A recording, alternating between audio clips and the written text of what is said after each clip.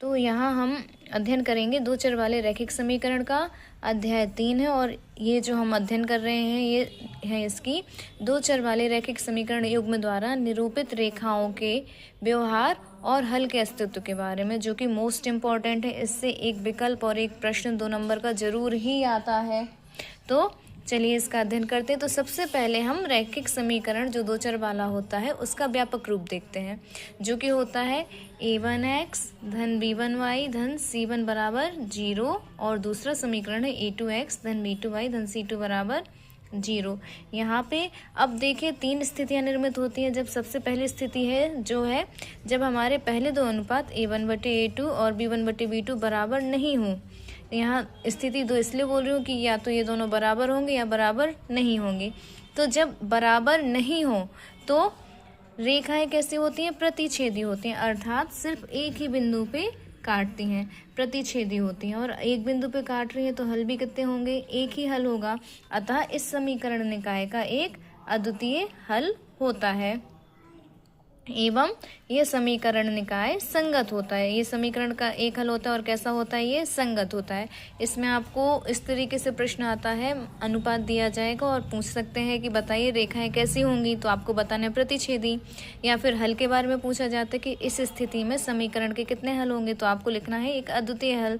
या फिर ये भी आता है कि बताइए समीकरण युग्म संगत है या असंगत, तो वो भी आप बता सकते हैं। इसके बाद दूसरी स्थिति, जब दोनों अनुपात a1/a2 और b1/b2 बराबर हो, तो फिर से 2 स्थिति होती हैं। तीसरा अनुपात इनके बराबर होगा या बराबर नहीं होगा। तो जब a1/a2 बराबर हो b1/b2 बराबर c1/c2, तो रेखाएं संपाती होती हैं। संपाती का अर्थ होता है एक के ऊपर एक और रेखा। इस तरीके से जब रेखाएं संपाती होंगी तो चूंकि एक रेखा अनंत बिंदुओं से बनती है, तो अनंत बिंदुओं पे दोनों रेखाएं प्रतिच्छेद करेंगी, तो समीकरण युग्म के अनंततः अनेक हल होंगे। तो रेखाएं संपाती होती है इस स्थिति में और समीकरण के अनंततः अनेक हल या अपरिमित रूप से अनेक हल होते हैं। इसके बाद तीसरी स्थिति, ये समीकरण आश्रित संगत होता है।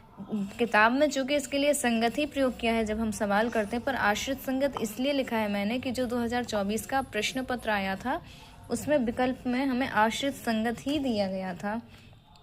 अब तीसरी स्थिति, जब a1/a2 बराबर b1/b2 लेकिन बराबर नहीं है c1/c2 के, तो इस स्थिति में रेखाएं समांतर होंगी। समांतर अर्थात ऐसी रेखाएं जो एक दूसरे को कभी प्रतिच्छेद ना करें, और चूंकि रेखाएं प्रतिच्छेद ही नहीं करेंगी तो समीकरण का कोई हल भी नहीं होगा। अतः इस स्थिति में रेखाएं समांतर होंगी, समीकरण निकाय का या युग्म का कोई हल नहीं होगा और समीकरण युग्म असंगत होगा।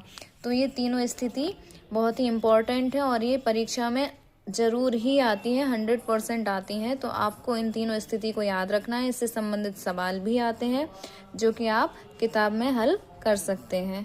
धन्यवाद।